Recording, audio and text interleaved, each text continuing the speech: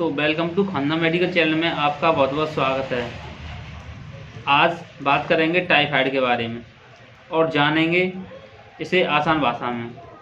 बात करें टाइफाइड की तो टाइफाइड एक ऐसा कॉमन बीमारी है जो कि यह व्यक्ति को कभी ना कभी टाइफाइड का एक्सपीरियंस लेता ही रहता है। टाइफाइड एक साल्मोनेला टाइफी नामक बैक्टीरिया से होने वाली डिजीज़ है। यह दो प्रकार की होती है, साल्मोनेला टाइफी और साल्मोनेला पैराटाइफी। यह दो प्रकार की होती है। यह गंदी जगहों पर अक्सर पाया जाता है, जैसे पोखरों में, रुके हुए पानी में और नालियों में। अक्सर इसे ऐसी गंदी जगहों पर देखा गया है। सो होता क्या है, मक्खियाँ जो होती हैं यह उनके पैरों के द्वारा हमारे खाने तक पहुंच जाता है।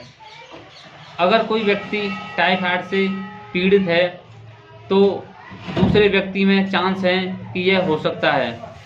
अगर कोई व्यक्ति अपने हाथ सफा या फ्रेश होने के बाद हाथ सफा नहीं करता है या हाथ सफा करता है लेकिन जिस साबुन से हाथ सफा किए हैं उस साबुन को साफ नहीं करता है, तो यह उसके माध्यम से एक व्यक्ति से दूसरे व्यक्ति में पहुंच जाता है। यहाँ पर एक बात क्लियर करा दूं कि टाइफाइड का ट्रीटमेंट होने के बाद भी यह कुछ मरीजों में परमानेंट के लिए स्थिर हो जाता है, या कहें तो यह ट्रीटमेंट होने के बाद भी या इलाज होने के बाद भी यह कुछ मरीजों के शरीर में रुक जाता है, जिससे रुका हुआ या नैना बुखार भी बोल देते हैं। वह इससे अफेक्ट भी होते हैं और नहीं भी होते हैं, क्योंकि उनकी बॉडी रेजिस्टेंस बना लेती है। यहाँ पर टाइफाइड के सिम्टम्स की बात करें तो टाइफाइड के सिम्टम्स भी कई और बीमारियों की तरह होते हैं, जिन्हें क्लियर या कंफर्म कर पाना बड़ा ही मुश्किल होता है। बात करें टाइफाइड के सिम्टम्स की तो सुबह तो हल्का बुखार रहता है, लेकिन रात में 100 से 103.4 के फ़ारेनहाइट तक पहुंच जाता है और धीरे धीरे पेट दर्द होने लगता है और धीरे धीरे पेट भी फूलने लगता है। बॉडी में रेड स्पॉट्स आ जाते हैं, वह यह भी लक्षण हो सकते हैं सामने वाले व्यक्ति को टाइफाइड है। इन लक्षणों के द्वारा कंफर्म कर सकते हैं। टाइफाइड के कुछ और भी सिम्टम्स हो सकते हैं, जैसे वजन का कम होना, घबराहट का होना, चिड़चिड़ापन होना या पल्स कम हो जाती हैं, या आप इन्हें क्लिनिकली फीचर बोल सकते हैं। बात करें इसके टेस्ट के बारे में तो इसका टेस्ट ब्लड टेस्ट करते हैं। मैं आपको बता दूं कि चलूं कि ब्लड टेस्ट सफिशेंट टेस्ट नहीं होता है, या कहें तो ब्लड टेस्ट टाइफाइड को कंफर्म नहीं करके बताता है। बार क्या होता है कि ब्लड टेस्ट करने के बाद भी टाइफाइड नहीं आता है, और जब ब्लड टेस्ट कराते हैं तो उसमें नेगेटिव दिखाता है, लेकिन पेशेंट की बॉडी में यह अवेलेबल या प्रेजेंट होता है। इसीलिए ब्लड टेस्ट से कंफर्म नहीं किया जा सकता है कि बॉडी में साल्मोनेला टाइफी प्रेजेंट है या एब्सेंट है। इसके लिए आप कई प्रकार के और टेस्ट भी करा सकते हैं, जैसे ब्लड टेस्ट 100% एक्यूरेट नहीं होता है। IgM जिसे इम्यूनोग्लोबुलिन की जांच भी करनी पड़ सकती है, या यहाँ पर एक टेस्ट और भी किया जाता है जिसे हम कल्चर टेस्ट भी कहते हैं।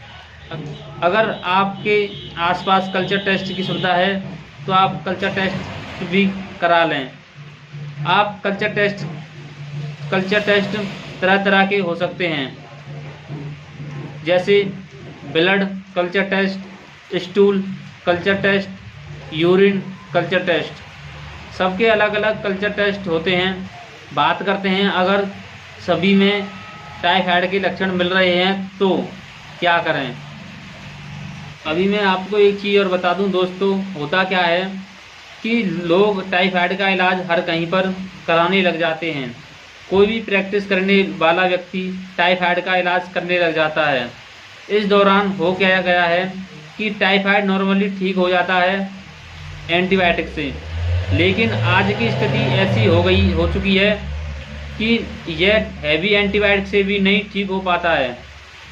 उसका कारण सिर्फ इतना है कि दोस्तों, लोगों को हुआ टाइफाइड तो वह इधर उधर से दवा लेने चले जाते हैं, जिसमें कई डॉक्टर कई प्रकार के एंटीबायोटिक्स व स्टेरॉयड यूज़ करते हैं, जिससे बंदे के शरीर में डिस्टेंस बन जाती है, मरीज़ की बॉडी के अंदर रेजिस्टेंस बन जाती है, तो वहाँ पर हैवी एंटीबायोटिक्स का इस्तेमाल किया जाता है।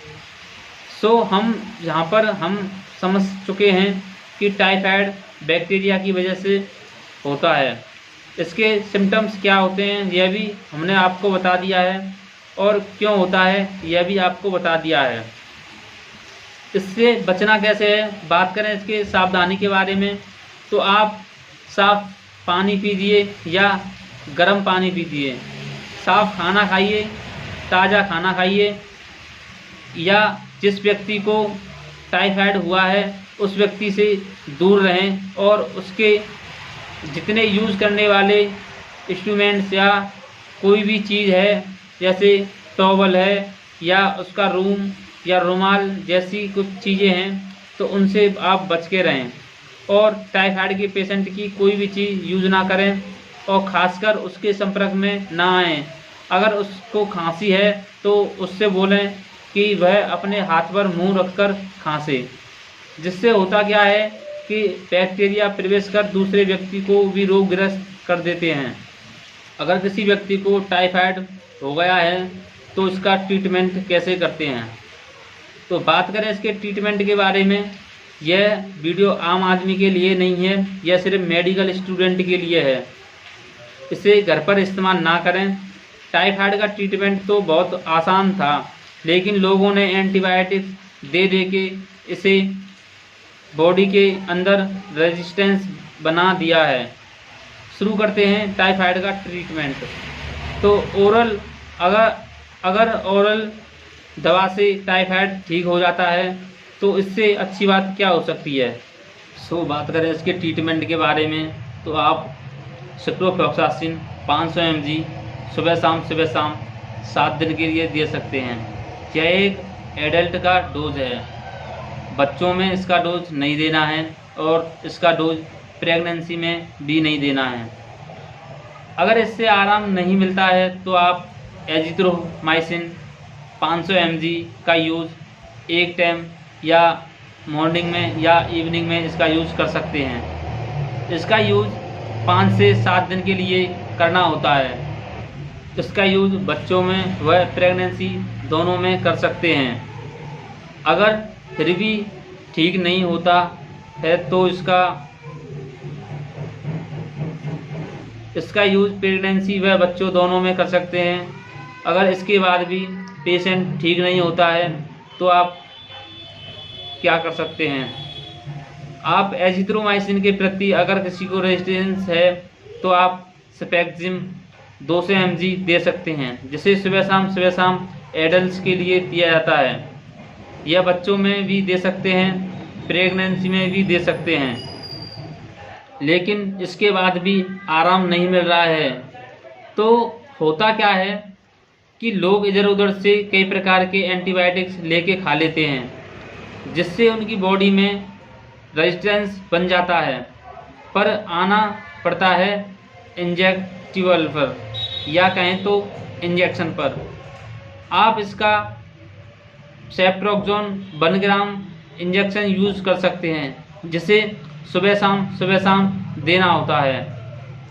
अगर बुखार है तो आप इसके लिए पैरासीटामोल का यूज़ कर सकते हैं। अगर कुछ वीकनेस या कमजोरी जैसी प्रॉब्लम है तो आप विटामिन्स का यूज़ कर सकते हैं, जैसे बीकासूल कैप्सूल भी ले सकते हैं। अगर किसी व्यक्ति में ज़्यादा इसकी प्रॉब्लम है तो आप ड्रिप में या बोतल चढ़ा सकते हैं, बोतल चढ़ाकर उसे ख़त्म कर सकते हैं। जैसे RL में आप यह इंजेक्शन डाल सकते हैं, जैसे सेफ्ट्रोक्सोन, एसिलॉक, MBI, जिसका ट्रीटमेंट 3 दिन के लिए लगातार चलता है। DNS और RL का यूज़ आपको 3 दिन करना होता है और इसमें आप सल्बेक्टम का इंजेक्शन भी ले सकते हैं। सल्बेक्टम सेफ्ट्रोक्सोन कॉम्बिनेशन में आता है, इसका यूज़ कर सकते हैं। आप देख रहे थे खानदान मेडिकल चैनल। अगर आपको हमारी वीडियो अच्छी लगी हो तो वीडियो को लाइक करें। अगर आप हमारे चैनल पर नए हैं तो चैनल को सब्सक्राइब करें। बने रहें ऐसी वीडियो देखने के लिए। मिलते हैं अगली वीडियो में। जय Hind, Vande Mataram. Can anybody out there hear me?